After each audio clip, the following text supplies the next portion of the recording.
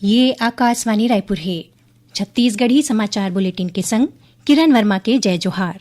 अब सुनाओ आज के प्रमुख समाचार। नारी शक्ति वंदन अधिनियम के लोकसभा में पारित नहीं होए के विरोध में भारतीय जनता पार्टी डहर आज राजधानी रायपुर में आक्रोश रैली निकाले गिस। पश्चिम एशिया में चलत युद्ध संकट और अंतर्राष्ट्रीय अस्थिरता के बावजूद छत्तीसगढ़ में कृषि उर्वरक और पेट्रोलियम पदार्थ के निर्बाध आपूर्ति करे जाथे। और रामावतार जग्गी हत्या मामला में सुप्रीम कोर्ट ह आरोपी अमित जोगी ल ए मामला में तत्काल राहत देले साफ इनकार कर दे है। अब समाचार विस्तार ले। नारी शक्ति वंदन अधिनियम के लोकसभा में पारित नहीं हो पाए के विरोध में भारतीय जनता पार्टी डहर ले आज राजधानी रायपुर में आक्रोश रैली निकाली गिस। ए रैली में मुख्यमंत्री विष्णुदेव साय, उप मुख्यमंत्री अरुण साव और प्रदेश अध्यक्ष किरण सिंह देव समेत पार्टी के महिला कार्यकर्ता शामिल हुईं। ये रैली रायपुर के बूढ़ा तालाब के सामने स्थित इंडोर स्टेडियम में शुरू हुई और आने रद्दाले गुजरे के बाद सुभाष स्टेडियम में संपन्न हुई। यहाँ एक आम सभा आयोजन करेगी जिला मुख्यमंत्री सहित पार्टी के दूसरे नेता मन संबोधित करत है। पश्चिम एशिया में चलत युद्ध संकट और अंतर्राष्ट्रीय अस्थिरता के बावजूद छत्तीसगढ़ में कृषि उर्वरक और पेट्रोलियम पदार्थ के निर्बाध आपूर्ति करे जाथे। इस संबंध में कृषि विभाग के प्रमुख सचिव शहला निगार, इंडियन ऑयल कॉर्पोरेशन लिमिटेड के मध्य प्रदेश राज्य कार्यालय के मुख्य विपणन महाप्रबंधक अजय कुमार श्रीवास्तव के संगरा खाद्य और नागरिक आपूर्ति विभाग के संचालक डॉक्टर फरिहा आलम सिद्दीकी आज रायपुर में राखे गए संयुक्त प्रेस वार्ता में कहिन कि प्रदेश में उर्वरक और पेट्रोलियम पदार्थ के आपूर्ति पर्याप्त मात्रा में करे जाथे। तेल कंपनी के मुख्य विपणन महाप्रबंधक अजय कुमार श्रीवास्तव बताइन कि इंडियन ऑयल, भारत पेट्रोलियम और हिंदुस्तान पेट्रोलियम छत्तीसगढ़ में एलपीजी और ऑटोमेटिक ईंधन के पर्याप्त आपूर्ति बनाए रखे है। उमन बताइन कि तेल कंपनी रसोई गैस आपूर्ति ला प्राथमिकता दे है और यह सामान्य रूप ले जारी है। इस समय तेल कंपनी प्रदेश में हर दिन लगभग 5600 किलोलीटर पेट्रोल और 9800 किलोलीटर डीजल के आपूर्ति करत है। उमन बताइन कि वर्तमान में प्रदेश के जम्मू पेट्रोल पंप में पर्याप्त मात्रा में ईंधन मौजूद है। उन्हें खाद्य और नागरिक आपूर्ति विभाग के संचालक डॉक्टर फरिहा आलम सिद्दीकी बताइन कि छत्तीसगढ़ में 418 जगह में छापा मारा गया है, जेमा लगभग 4000 सिलेंडर ला जब्ती करे गए है। कृषि विभाग के प्रमुख सचिव शहला निगार हकीन कि प्रदेश में उर्वरक पर्याप्त मात्रा में मौजूद है। उमन बताइन कि छत्तीसगढ़ में 15 लाख मीट्रिक टन खाद की जरूरत है। एकर एवज में करीबन 9 लाख मीट्रिक टन खाद प्रदेश के गोदाम में मौजूद है। सर्वोच्च न्यायालय देश में सड़क सुरक्षा बढ़ाए बर महत्वपूर्ण दिशा निर्देश जारी करे है। न्यायमूर्ति जे.के. माहेश्वरी और ए.एस. चंदुरकर के पीठ कहे है कि एक्सप्रेसवे प्रशासनिक चूक या बुनियादी ढांचा के कमी के सेती खतरा के कारण नहीं बनना चाहिए। न्यायालय बताइन कि कुल सड़क नेटवर्क में राष्ट्रीय राजमार्ग के हिस्सेदारी कम है, लेकिन दुर्घटना में मौत के प्रतिशत ज्यादा है। न्यायालय निर्देश दे है कि भारी वाहन केवल निर्धारित जगह में ही खड़ा करे जाए। राजमार्ग के किनारमन में नवा ढाबा और व्यावसायिक निर्माण ऊपर रोक लगाए गए है। संबंधित एजेंसी मन ला सुरक्षा सुधार बर तुरते कदम उठाए बर कहे गए है। सक्ती जिला के डबरा विकास खंड में संचालित वेदांता पावर प्लांट में पांचू हफ्ता बायलर फटेले 34 श्रमिक प्रभावित हो रहीन। एमाले 24 श्रमिक के मौत हो गई रहीस। एक गंभीर घटना के वास्तविक कारण के पता लगाए बर बिलासपुर के संभागायुक्त जांच अधिकारी मन के टीम गठित करे है। जांच संबंधी कार्यवाही के पारदर्शिता और निष्पक्षता सुनिश्चित करे बर आम लोगन के अलावा प्रत्यक्षदर्शी और संबंधित पक्ष ला घटना के संबंध में साक्ष्य या दस्तावेज प्रस्तुत करे के अवसर दे जाही। एखर बर अवैया 29 अप्रैल के बिलासपुर के संभागायुक्त कार्यालय में बिहानिया 10 बजे ले मझनिया 2 बजे तक सुनवाई रखे गए है। एनसीपी नेता रामावतार जग्गी हत्या मामला में सर्वोच्च न्यायालय आरोपी अमित जोगी ल ए मामला में तत्काल राहत दे के साफ इनकार कर दे है। एकरे संगरा अदालत ए प्रकरण ले जुड़े 2 अहम मामला के संयुक्त सुनवाई अवैया 23 अप्रैल के तय करे है। अमित जोगी को तिले सुप्रीम कोर्ट में 2 अलग अलग आदेश ला चुनौती दे गे रहीस, जेकर ऊपर अदालत एक साथ सुनवाई करे के फैसला करे है। पहली मामला केंद्रीय जांच ब्यूरो सीबीआई ला अपील करे के अनुमति देले जुड़े है। उन्हें दूसरा मामला छत्तीसगढ़ हाईकोर्ट डहार ले अमित जोगी ला हत्या के दोषी मानत उम्र कैद के सजा सुनाए ले जुड़े है। छत्तीसगढ़ी समाचार बुलेटिन आप मन आकाशवाणी रायपुर ले सुनत हव।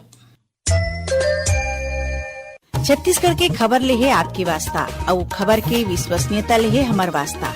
आकाशवाणी समाचार रायपुर के प्रादेशिक समाचार बुलेटिन के संगे संग हमार समसामयिक कार्यक्रम आप रेडियो के संग अपन मोबाइल में घलो सुन सकत हो।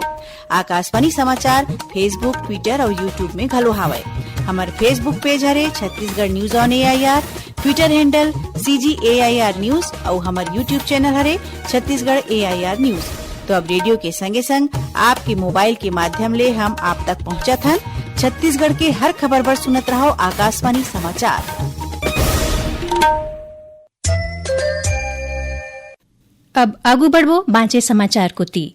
प्रदेश में जनगणना 2027 के तहत डिजिटल स्वगणना की प्रक्रिया जारी है। ताजा आंकड़ा के अनुसार अब तक राज्य में करीबन 19,000 नागरिक मन स्वगणना पूरा कर ले है, जबकि 26,000 ले ज्यादा नागरिक मन स्वगणना पोर्टल में अपन पंजीकरण कर ले है। स्वगणना के काम 30 अप्रैल तक चलही।